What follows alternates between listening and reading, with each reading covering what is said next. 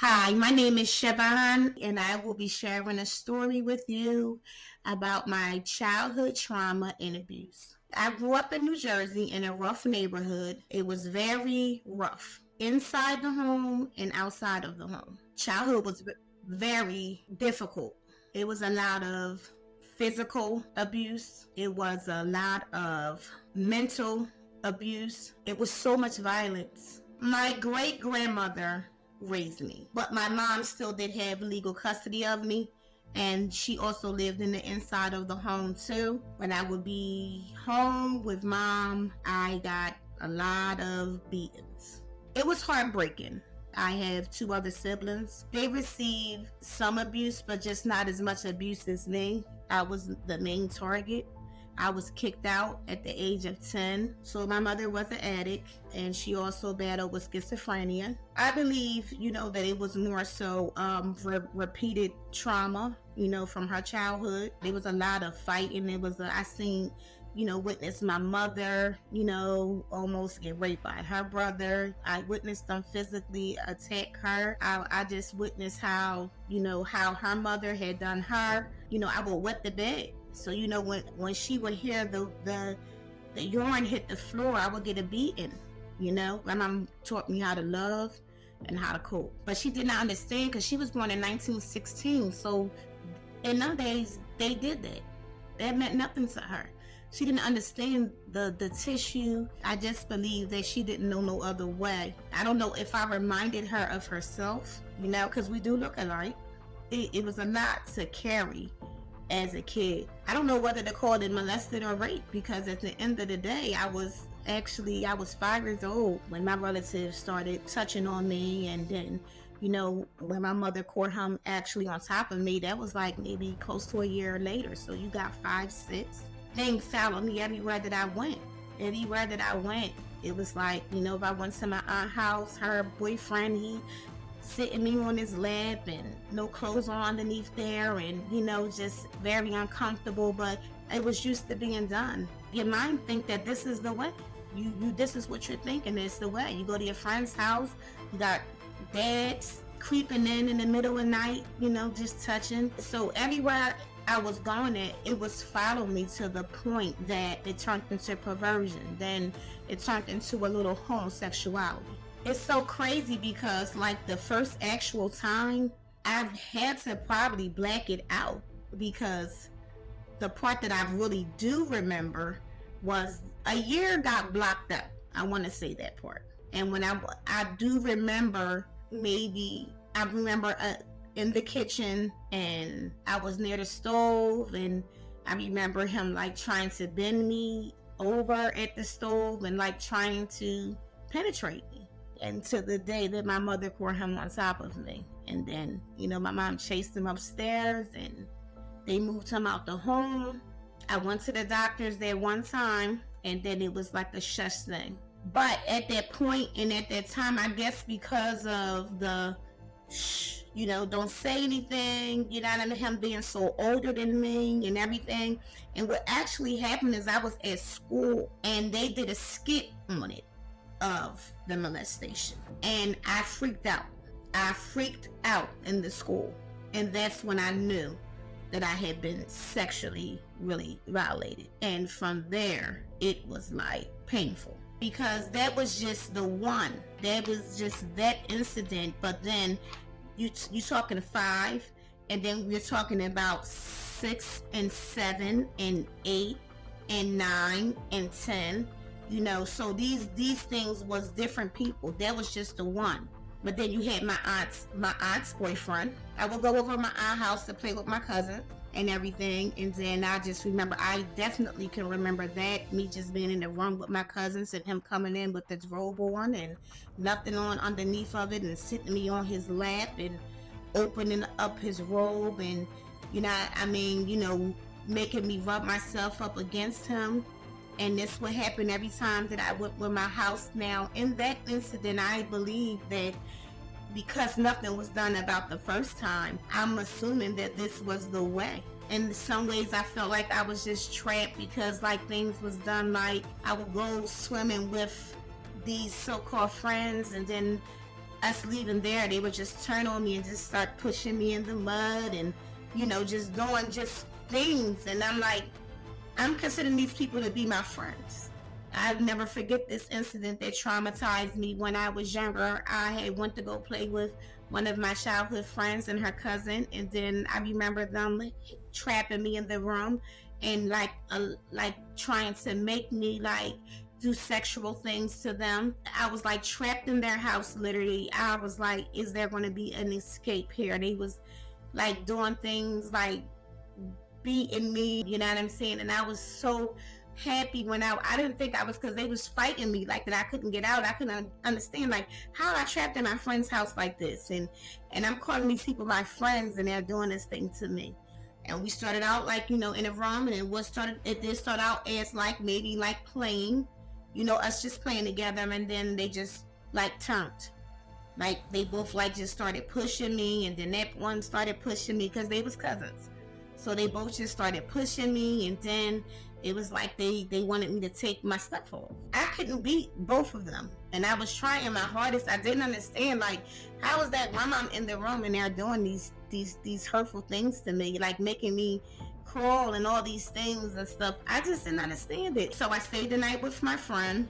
I was just asleep, and then I just like I felt like a touch, and then it was like, there it is, go again. And then it would be like that he just would like, just start touching, he's trying to kiss me, and it was just crazy. Now at this point and at this time, I believe that I'm about 12 years old.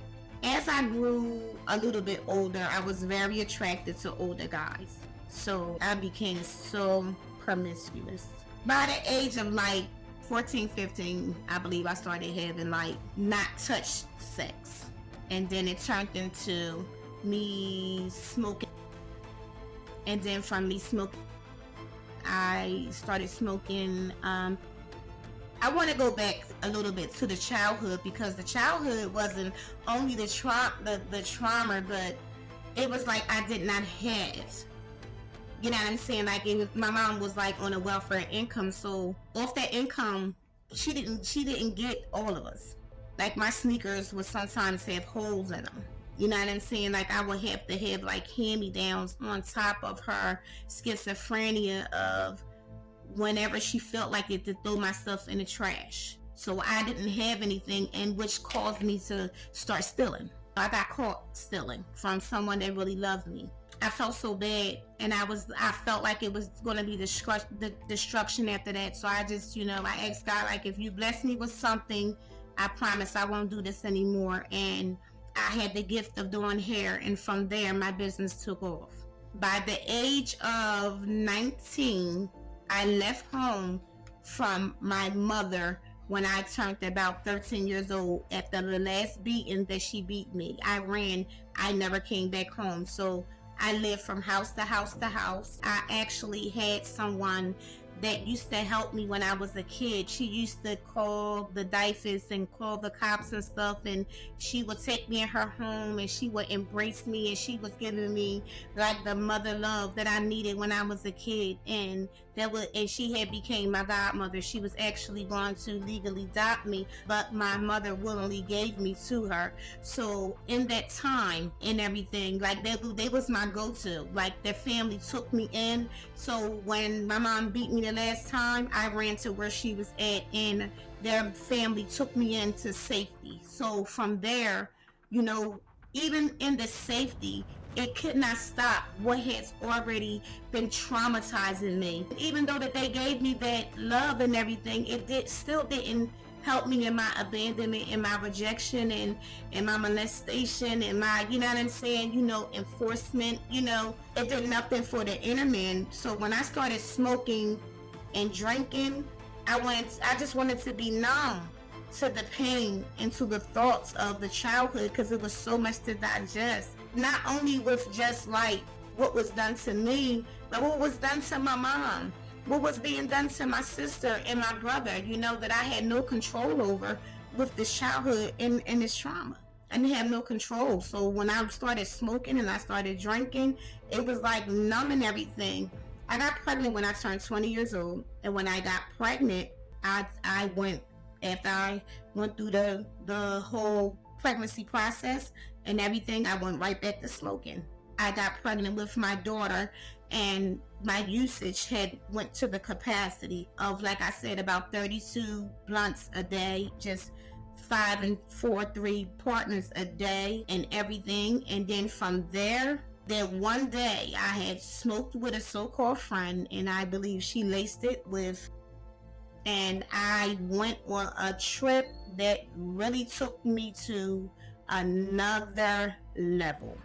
And I blacked out. I did go to her and ask her, like, what did she put in it to, because it was a feeling that I had never had. And I skissed out so bad that someone had wind up calling the cops on me. So when they called the cops on me and everything, they took me in. And I remembered that I had left my daughter in the house, so I called for her to come to the hospital.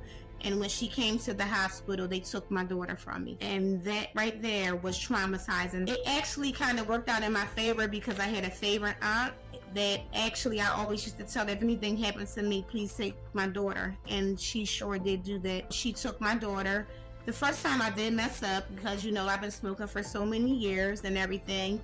And I'll never forget that my daughter called me on the phone with a serious cry in her belly. She had never been apart from me, and my baby had a cry and was begging me, please, to stop smoking. Please, Mom, stop smoking. They're going to take you away from me.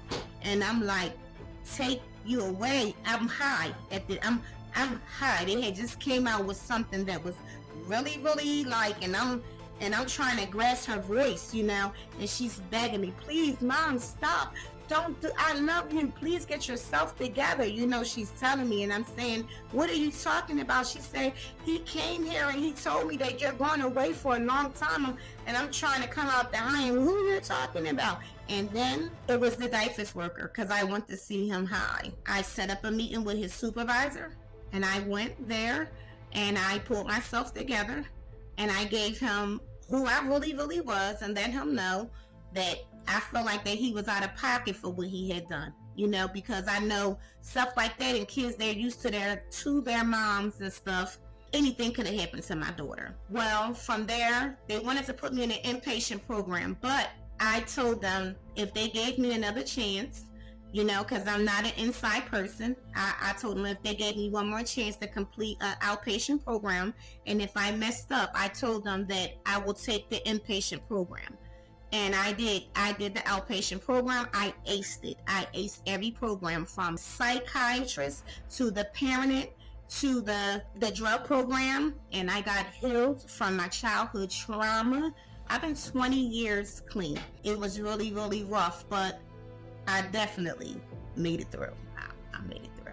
Actually, what happened was my mother wound up coming to live with me. I would always go to the door and I would ask her, why did she allow them things to happen to me?